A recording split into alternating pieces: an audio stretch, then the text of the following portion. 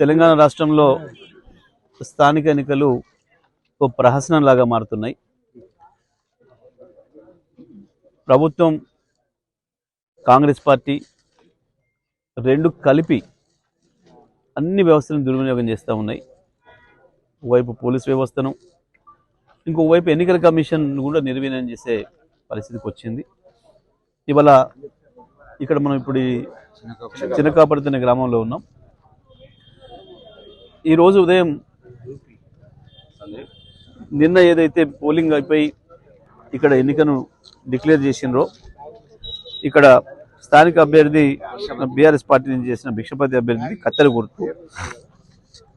ఈ కత్తెర గుర్తుకు సంబంధించిన బ్యాలెట్లు వందలాదిగా బ్యాలెట్లు అక్కడ కొన్ని ఇక్కడ మురికాలలో పడి ఉండటం, కొన్ని చింపేసి అక్కడ ఉండడం, కొన్ని తగలబెట్టినట్టు అక్కడ మనకు బూడిద కనిపించడం, ఇది జరిగింది. ఇది స్పష్టంగా మనకు కనబడుతుంది.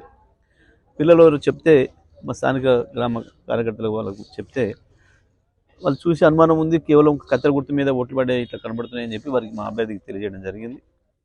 మరి వెంటనే మా నాయకులందరూ కూడా రావడం, స్కూల్లో కూడా ఈ బయట కాలువలనే కాదు స్కూల్లో కూడా ఇంకా ఉన్నాయని చెప్తే వెళ్ళి చూస్తే ఈ పరిస్థితి కనబడుతుంది.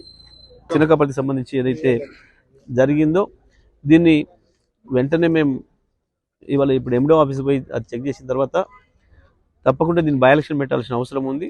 మేము రేపు ఎన్నికల కమిషన్ కూడా, స్టేట్ ఎన్నికల కమిషన్ కూడా ఆ రిప్రజెంటేషన్ ఇస్తాం. మా స్టేట్ పార్టీగా వెళ్ళి తప్పకుండా ఇక్కడ ఉప ఎన్నిక నిర్వహించడానికి కావాల్సిన పద్ధతుల్లో మేము డిమాండ్ చేస్తూ ఉన్నాం.